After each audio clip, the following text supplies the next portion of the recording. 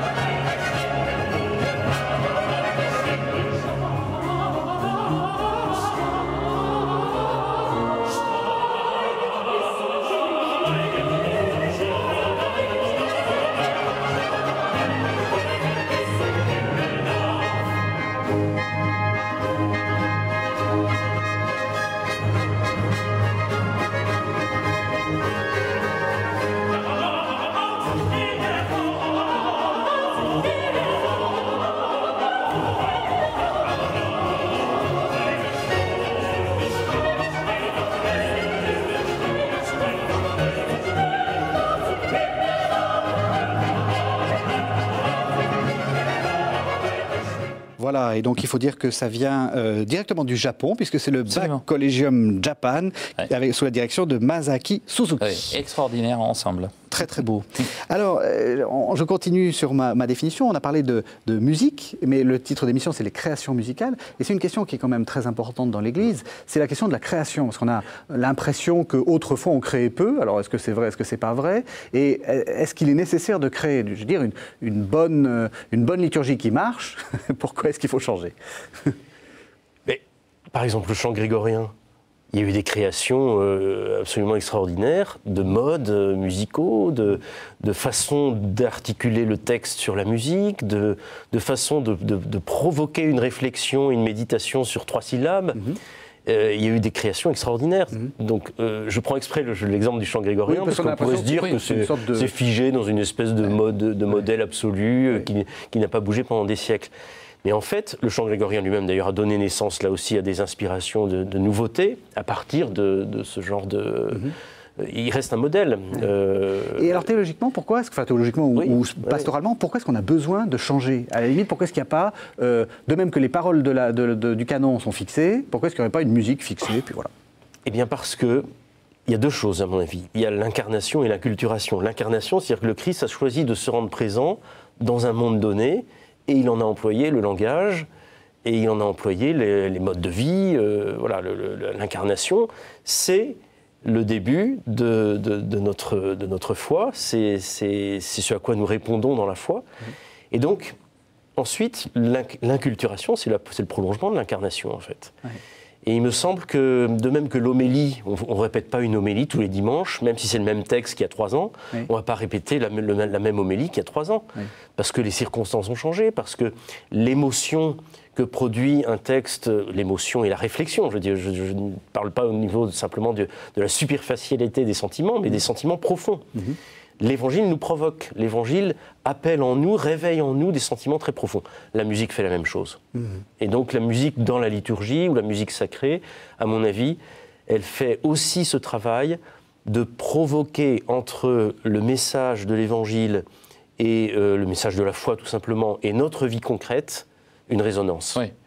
Et là, oui, on pourrait même parler de l'époque baroque, n'est-ce pas, où justement les lignes ont changé, n'est-ce pas, les lignes ont bougé, oui. Et du coup la musique liturgique et la musique sacrée s'adaptent au changement et de la société et de la vision des personnes sur les mêmes sujets, qui sont les mêmes sujets, les mêmes textes de la Bible.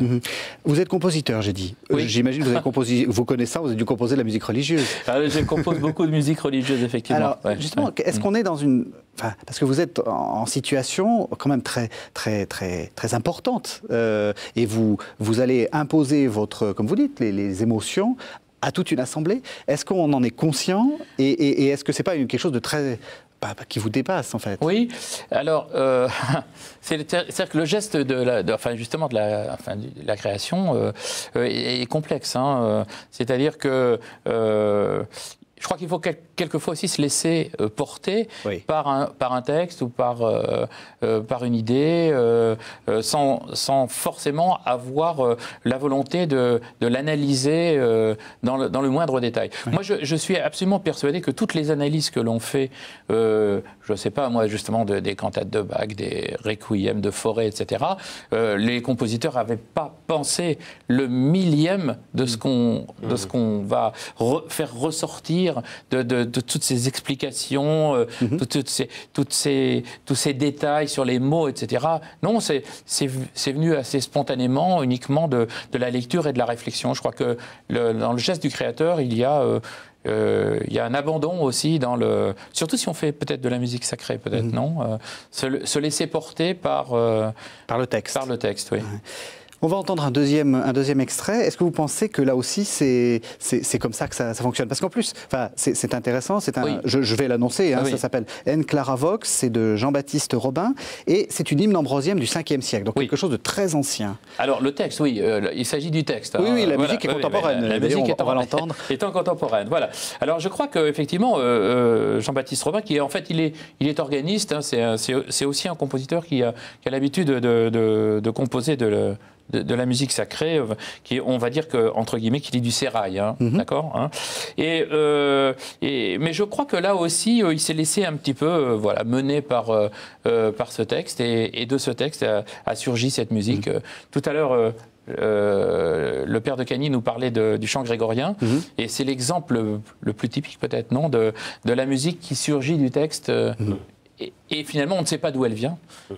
Là, on sait d'où elle vient, et on peut déjà préciser que c'est une des pièces qui faisait partie de ce livre de Notre-Dame dont nous parlerons tout à l'heure. On écoute d'abord.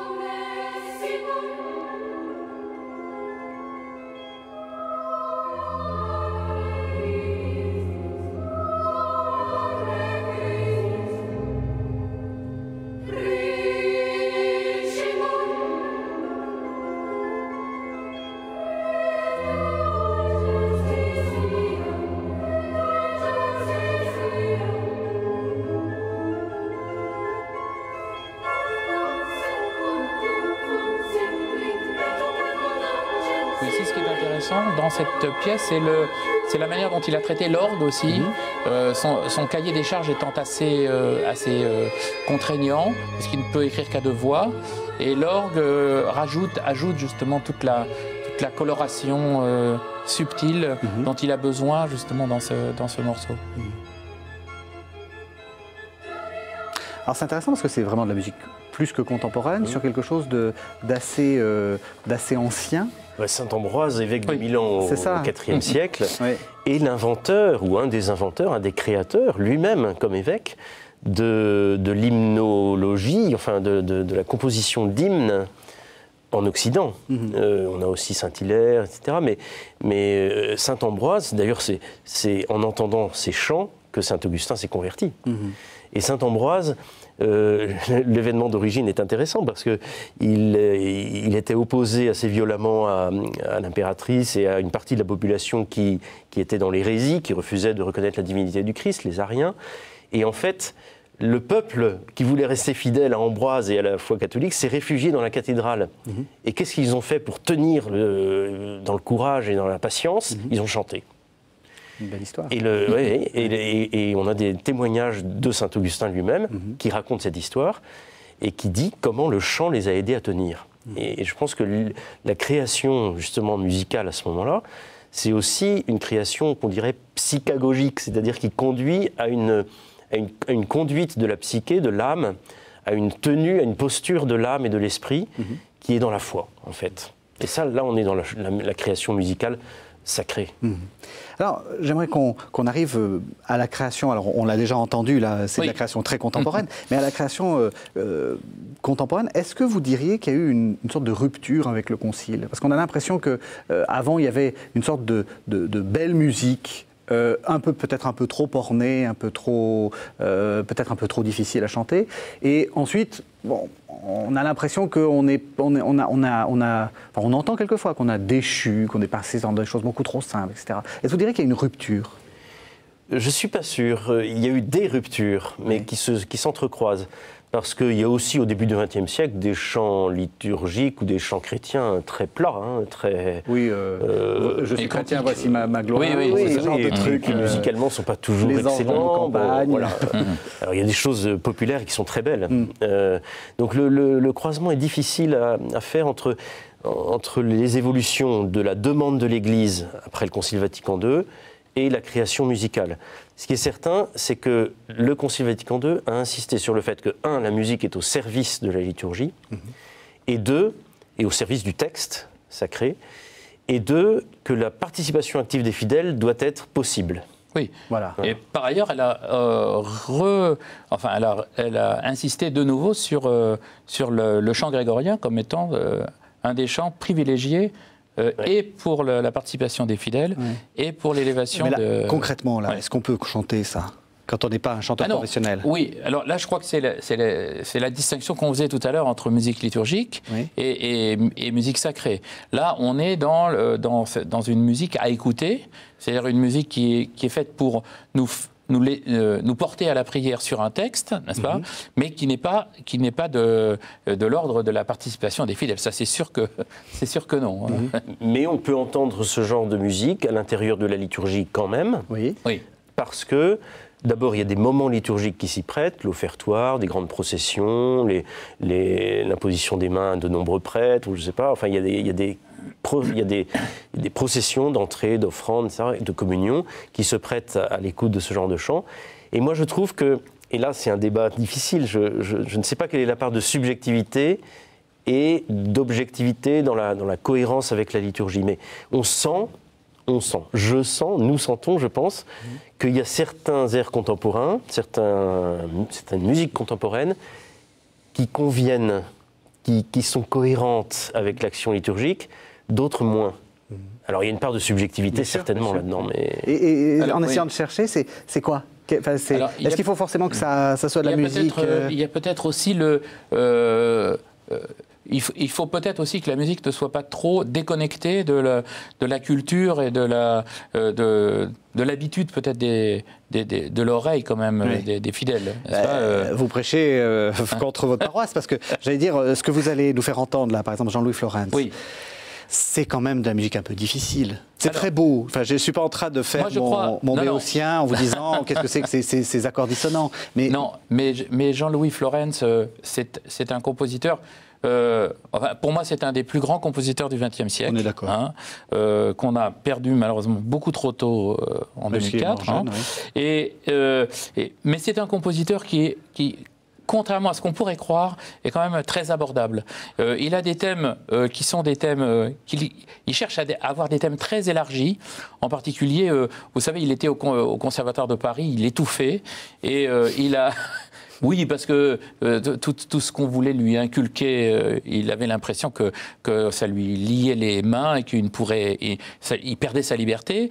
Et il est allé, il a fait énormément de voyages. Il a voyagé beaucoup en Afrique, et en particulier en Éthiopie, qui est quand même un des foyers de l'Église. De la liturgie. De la liturgie, voilà. Et alors, il a justement composé sur des textes liturgiques, religieux éthiopiens. Alors, la langue, ça s'appelle le Gez. Le Gez, hein, Gez. Malheureusement, je ne suis pas un spécialiste de cette langue, qui est tout à fait extraordinaire, parce qu'à la fois, elle a son vocabulaire et sa grammaire, mais elle a également son propre alphabet, oui. Hein, qui est absolument spécifique. Hein. Oui. Et c'est à partir de ces musiques qu'il a écoutées qu'il a essayé justement de se les réapproprier avec un style qui est assez original. C'était, il avait travaillé avec, il a travaillé avec, je crois il connaissait très bien Olivier Messiaen. Il a aussi beaucoup travaillé aux langues orientales, etc. Enfin, voilà, c'était un esprit très très curieux. Hein. Et Asmara, qui est justement l'extrait qu'on va écouter, est une musique tout à fait extraordinaire, écrite à 16 voix, pour un ensemble vocal a cappella. Donc je ne cacherai pas que c'est d'une difficulté extrême, bien sûr, parce que sa musique est très riche harmoniquement. Mais moi, je crois qu'elle est à la fois très proche quand même très proche de nous et tout à fait audible. Quand Donc même. On écoute Asmara, l'opus 9, c'est fait par le Netherlands Chamber Corps et sous la direction d'Ed Spagnard.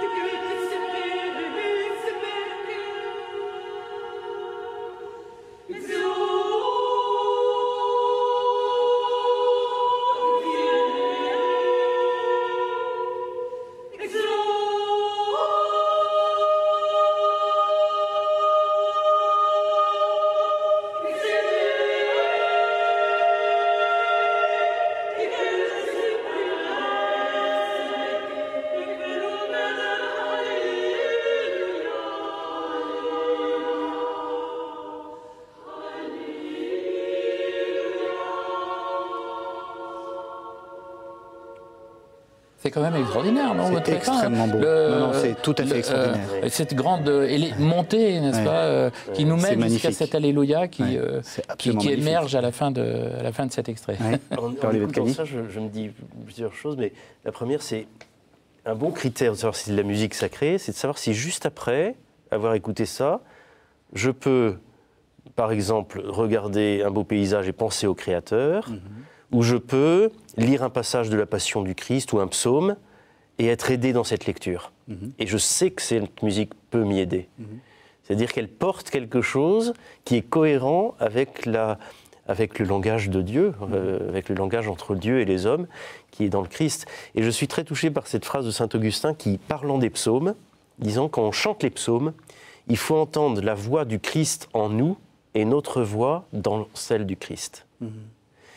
Et au fond, je me dis, n'importe quelle musique, à l'instar des psaumes, un peu de façon analogiquement avec les psaumes, nous fait entendre quelque chose de la voix du Christ en nous, de la voix de nous dans le Christ, de notre voix dans le Christ, ou la voix de l'Église. Est-ce que l'Église, en tant que communauté qui est comme une personne, comme l'épouse du Christ, peut chanter ça? Est-ce que l'épouse du Christ peut chanter ça comme un chant d'amour au Christ? La réponse est oui. Oui, bah oui, bien oui. sûr. Et si j'entends quelques musiques de populaires contemporaines, etc., je dirais non pour d'autres formes de musique. Oui. Je dirais non tout de suite. Mais justement, est-ce que, parce que la question qui se pose, et c'est une question assez redoutable, la musique populaire contemporaine n'est pas, comment dire, on l'appelle pas une musique classique. C'est vrai que ça, même si c'est de la musique contemporaine, ça ressemble à la musique classique, qui est quelquefois un peu de la musique pénible, enfin pas très facile à écouter, pas très. Et alors, est-ce qu'il faut prendre cette, est-ce que c'est pertinent ça? Et est-ce que Florence c'est de la musique classique? Dans le sens où la musique un peu, c'est de la musique savante. Compliquée. C'est de la musique savante. Musique savante. Oui, je dirais musique plutôt que musique classique. Oui. Moi, je dirais musique savante. Et donc, est-ce qu'il faut que ça soit de la musique savante, la musique religieuse, oui, parce que, liturgique? enfin, je sais pas. Peut-être que oui, peut-être parce que pour votre paroisse. peut-être que oui, parce que peut-être que justement, ce qui en fait une musique, de la richesse de cette musique, c'est que chacun va y trouver à son niveau quelque chose. Si la musique est trop simple, trop simpliste, si justement elle n'a pas cette richesse, peut-être que justement il va lui manquer quelque chose. Oui, cela dit, il y a des thèmes populaires qui sont entrés dans la musique sacrée. Oui. Il y a par exemple des chants de Noël. Oui. Qui sont en fait des qui chants, sont à la base des thèmes de chansons très populaires et très simples. Très simples, mais bien écrits. Oui. Et donc qui correspondent à une qualité musicale, ou en tout cas une élévation possible du thème. Oui, parce que effectivement, j'ai sous les yeux en fait un propos que j'ai relevé de Jean-Pierre Leguet, vous savez, qui est organiste à Notre-Dame, et qui dit à propos de la musique sacrée, la musique spirituelle, il dit la musique sacrée doit représenter un élan de l'âme, une remise en question ou une louange, mais toujours un sentiment qui élève. Voilà. Ça, je pense que c'est un bon critère, en fait, comme vous disiez tout à l'heure. Mais est-ce que vous diriez que, justement, il ne faut pas hésiter à faire entendre, vous en tant que prêtre, à faire entendre des choses un peu compliquées? On dit souvent, l'Église, c'est mater et magistra. Elle est à la fois mère, mais aussi elle est enseignante. Est-ce que c'est aussi votre rôle de nous enseigner un peu la belle musique? Sans doute. Et là se pose la question de savoir comment le faire, parce que on ne peut pas, dans une paroisse ou dans une communauté, je crois qu'on ne peut pas imposer trop vite, brusquement, de façon abrupte, un style musical, par exemple, très différent, ou mélanger des styles, on peut le faire dans une célébration, mélanger des styles musicaux différents. Mais il faut faire attention à ne pas brusquer, parce que là, on brise l'unité de la prière, et on peut briser même l'unité d'une communauté. Donc il faut proposer, éduquer, former sans doute, et faire l'expérience. Ça, je crois beaucoup à l'expérience. C'est-à-dire, si on a réussi à prier une fois en écoutant une œuvre de Messiaen, ben, peut-être qu'on peut en réécouter d'autres et continuer sur cette ligne. Messiaen est un bon exemple d'ailleurs, parce que certaines personnes sont encore trop allergiques, enfin, n'arrivent pas à comprendre ce langage. D'autres, oui. Alors on est dans une période sans doute de transition, parce qu'on voit bien que les c'est pas lié, c'est pas lié à la culture musicale, c'est ça aussi qui est assez fascinant chez Messiaen. C'est pas forcément des gens qui, par exemple, ont une forte culture musicale, par exemple Bach, etc., peuvent ne pas supporter Messiaen. Non, on a fait des expériences avec des très jeunes enfants, par exemple, qui n'avaient absolument aucune formation musicale, qui avaient des oreilles très vierges, et qui sont enthousiasmés par ce type de musique. Oui.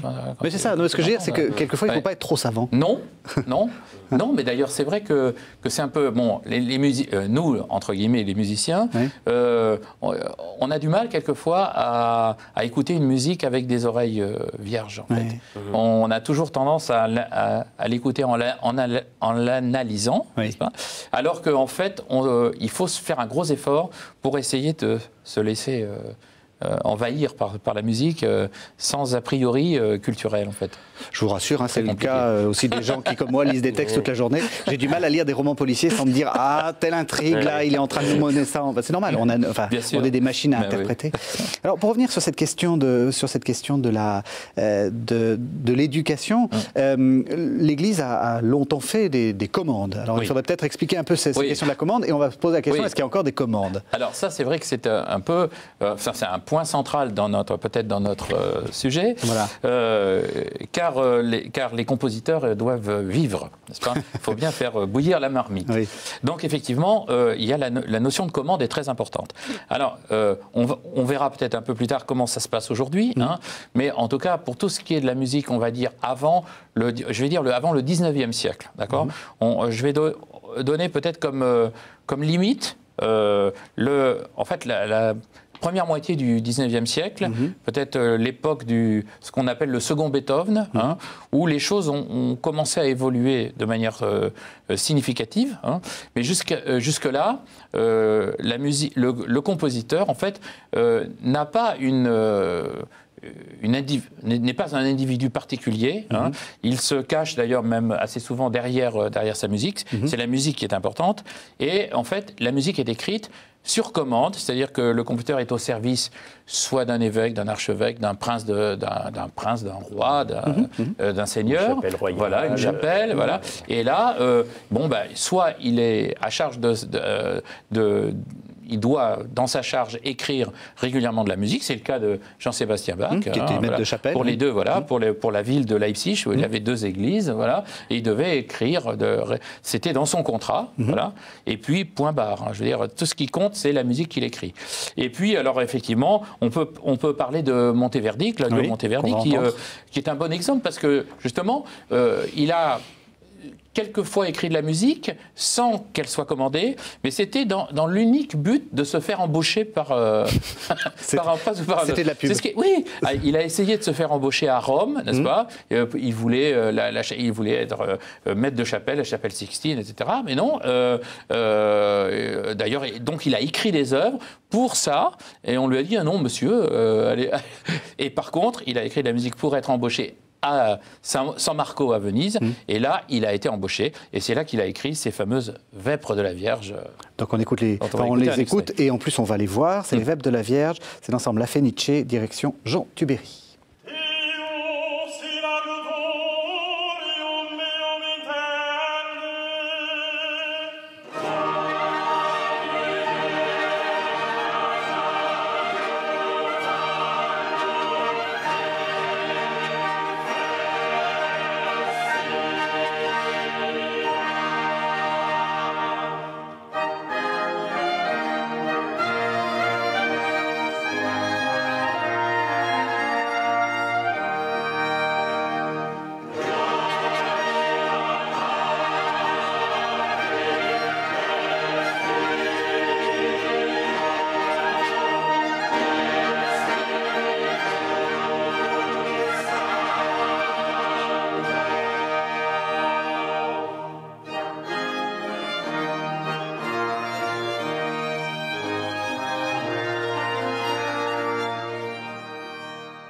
Voilà, après avoir entendu un peu de Monteverdi, qu'est-ce qui se passe aujourd'hui? Donc, François-Paul Gare a bien expliqué, avant c'était l'Église qui était le principal mécène et le principal commanditaire. Est-ce qu'actuellement c'est la même chose? Est-ce que l'Église commande beaucoup?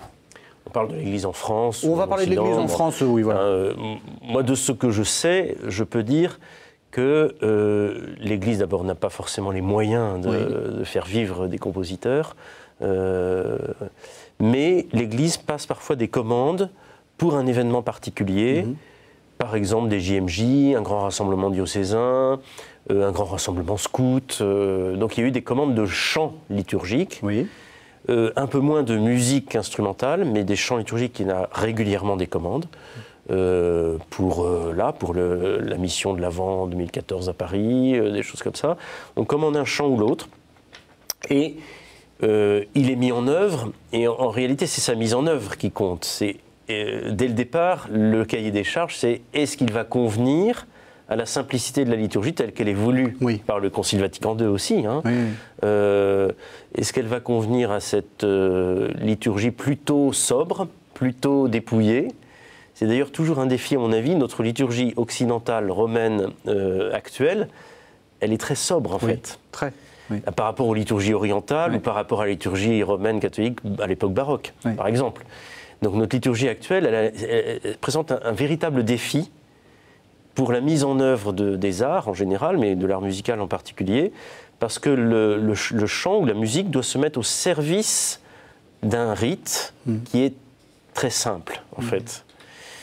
Et donc le cahier des charges est quand même très exigeant, et c'est un vrai défi, à mon avis, pour les compositeurs. Mais je pense que la composition, la commande d'œuvres continue, on en aura d'autres exemples, hein, mais continue de façon sporadique, assez légère, mais ça continue quand même. Est-ce que c'est assez ? Alors, à votre avis, parce que vous êtes le, vous êtes le principal. Non, bien sûr, c'est jamais assez. Hein. C'est jamais assez, parce qu'il y a beaucoup de compositeurs de qualité qui ne vivent pas de leur musique et qui auraient, s'ils pouvaient vivre de leur musique, la possibilité d'exercer leur talent et de le développer. Voilà. Alors heureusement, il existe des institutions qui sont là pour ça. Et quand on arrive à faire fonctionner ces institutions en relation justement avec l'Église, du coup, on peut peut-être avoir effectivement quelque chose qui bouge un petit peu, qui soit un petit peu excitant. C'est justement le cas de l'exemple du livre de Notre-Dame. Oui, dont on a parlé. Donc voilà, dont on a parlé. C'était quoi ce projet ? Alors le projet, c'est 15 pièces composées à des compositeurs de provenance très différentes, n'est-ce pas ? Pas que des compositeurs de musique sacrée, d'accord ? Aussi des compositeurs qui n'avaient jamais écrit une note de musique sacrée, mais il y a un cahier des charges, évidemment, qui est très précis. Et ça, c'est de toute façon la spécificité de la commande. Quand il y a une commande, il y a toujours un cahier des charges. Et même lorsque Jean-Sébastien Bach écrit sa musique, il y a un cahier des charges. Il y a une forme qu'il doit respecter, un texte qu'il doit respecter. Les musiciens, il ne peut pas en avoir 250 000. On lui impose un nombre de musiciens, des instruments, etc. Donc ça, c'est obligatoire. Alors pour les livres de Notre-Dame, ils ont effectivement cherché non pas à faire de la musique liturgique, c'est-à-dire pas cette simplicité dont parle le père de Cany, en tout cas pas de cette simplicité aussi pointue, mais ils ont quand même recherché une certaine simplicité, justement pour que ce soit abordable et écoutable par le plus grand nombre. C'est la raison pour laquelle c'est écrit pour un chœur d'enfant, c'est écrit, ils n'ont pas droit à plus de 2 voix. Donc soit ce sont des pièces à l'unisson, soit des pièces à 2 voix. Les textes sont imposés, les textes ont été choisis et sont imposés à chaque compositeur. Alors certains ont discuté un petit peu pour essayer de changer leur texte qui ne les inspirait pas beaucoup. Mais enfin bon, voilà. Hein. Et c'est obligatoirement accompagné par l'orgue. Et à partir de là, donc ces 15 compositeurs donc, ont écrit donc 15 pièces. Donc c'est... cette commande, c'est une commande de musique à Notre-Dame, et elle est soutenue par une association qui s'appelle Musique Nouvelle en Liberté, qui a financé un certain nombre de ces pièces. Voilà. Ça, c'est quelque chose d'intéressant. Et ça, c'est vraiment intéressant. Pourquoi les chrétiens ne se mobiliseraient pas de temps en temps pour composer, pour faire composer de la musique ? D'autant plus que Musique Nouvelle en Liberté a des partenaires financiers comme la mairie de Paris, le ministère de la Culture et de la Communication, le Conseil régional d'Île-de-France, etc. Donc, vous voyez la volonté quand même d'essayer de faire marcher un petit peu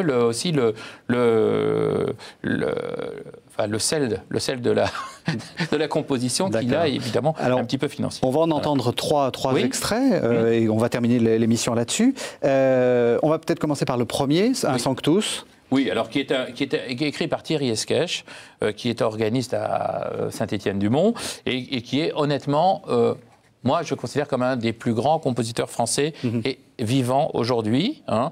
Alors bien sûr, ça. Oui, mais je ne le dis pas pour le flatter, mais parce que je le crois vraiment. Hein. Et alors il écrit beaucoup, il enseigne également, et là donc c'est en fait un Sanctus. C'est une messe brève qui a été écrite. Donc il y a 3 compositeurs. Chacun des compositeurs compose une des pièces, et Thierry a écrit donc le Sanctus.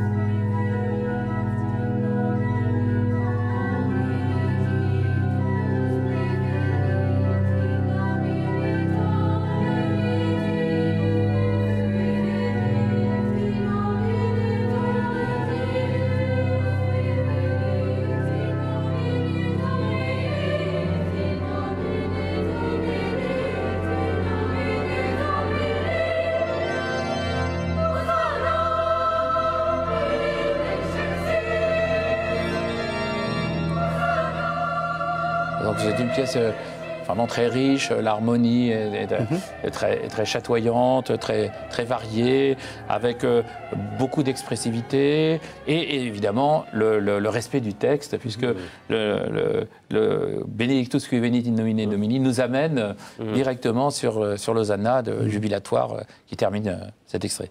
Alors moi, ce qui me frappe, et on a entendu plusieurs fois des créations contemporaines, y compris chez Jean-Louis Florentz, hein, c'est qu'on a l'impression que c'est un peu, alors prenez-le comme je vais le dire, on dirait que c'est de la musique qui plane. Vous voyez, un petit côté, moi j'associe ça avec un compositeur finnois, je crois, ou estonien qui est Arvo Pärt. Est-ce qu'il faut forcément que on a l'impression que la mélodie est finalement passée au second plan au profit d'une sorte d'ambiance un peu voilà, ça plane un petit peu avec des sortes de tapis musicaux qui de temps en temps se précisent, mais on est sur quelque chose de... Est-ce que c'est lié à la composition, ou est-ce que c'est à la composition sacrée, pardon, ou est-ce que c'est lié à l'évolution actuelle de la musique, où on aime les musiques planantes? Moi, je dirais...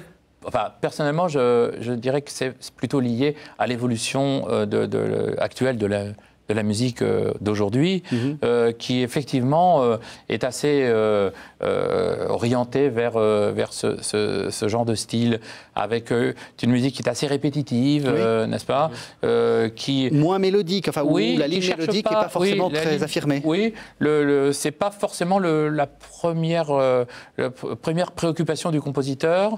Il cherche, je pense en plus, enfin on est au XXIe siècle. Oui. Mais le XXe siècle, et justement, tout à l'heure on parlait d'Olivier Messiaen, nous a beaucoup habitués à la recherche des sonorités, c'est la couleur. Vous savez, Olivier Messiaen disait que quand il entendait un accord, en fait, c'était les couleurs qu'il voyait. Hein. C'est vraiment ça, quoi. Je crois que la musique aujourd'hui est et peut-être en tant que compositeur, je peux en dire 2-3 mots. C'est-à-dire qu'aujourd'hui, peut-être, on est plus à la recherche, effectivement, d'une coloration, comment dirais-je, d'un effet pictural, peut-être plus que d'une recherche mélodique comme on pouvait l'être au XIXe siècle, par exemple. Et ça, est-ce que ça vous convient? Enfin, je veux dire, en tant que, en tant que commanditaire, enfin, c'est pas vous qui commandez, mais... Oui, d'une part, j'aurais un peu peur de ça si ça voulait dire qu'on fait rentrer la prière chrétienne dans une espèce de spiritualité indifférenciée, qui serait juste une espèce de guimauve un peu sentimentale. Mais c'est pas ça, en fait. Parce qu'il y a le texte. Et même dans la musique instrumentale, il y a une référence à des textes. Et la musique au service de la parole de Dieu ou au service de la prière de l'Église, elle est forcément colorée aussi par le texte. On le disait à l'instant pour cet extrait du Sanctus. Et je pense que c'est ça qui permet à cette musique de ne pas être planante, mais de rester ancrée dans le verbe fait chair, quoi, dans le logos, et dans le Christ et dans l'Église. Et puis il y a un autre exemple qui est significatif, une autre comparaison plutôt, c'est les psaumes. Les psaumes, je veux dire, ils nous mettent aussi dans une certaine ambiance, parfois un peu déroutante, parfois ils se répètent, parfois... Et pourtant on s'y sent bien comme chrétien. Bien sûr. Parce qu'il porte une vérité profonde qui rejoint d'ailleurs beaucoup les sentiments de l'homme. C'est très intéressant, les psaumes. Ça reste une espèce de référence fondamentale, à mon avis. Oui, et la musique du psaume, enfin la psalmodie, est absolument répétitive. Ouais. Et justement, c'est amusant que vous parliez de ça, parce que quand j'enseigne à des séminaristes à chanter les psaumes, je leur explique que le côté technique du chant du psaume est très important, parce qu'il faut en être complètement imprégné pour justement pouvoir s'en échapper et pouvoir rester uniquement dans le texte et pour pouvoir prier à 100% le texte et ne pas être préoccupé par la musique, à savoir si on chante juste, si on chante pas juste, si on démarre trop tard, si on démarre trop tôt. Ça, c'est vraiment effectivement le meilleur des exemples. C'est ce que vous avez appris à Lambert Wilson quand il vous a... Parce que vous êtes... c'est vous qui avez appris à chanter pour les hommes et les dieux. Alors, je vous propose qu'on entende un autre extrait, toujours de ce projet. Alors, avec cette fois-ci, vous avez parlé de texte, et effectivement, là, c'est un texte extrêmement important que Caroline Marceau met en musique. Oui. C'est le Alléluia lapis revoltus est. La pierre a été roulée. Alléluia, la pierre a été roulée. Qui est en fait un Alléluia, un verset alléluiatique pour le jour de Pâques. Pour le jour de Pâques. Oui, pour le jour de Pâques et le temps pascal. On écoute ? Oui.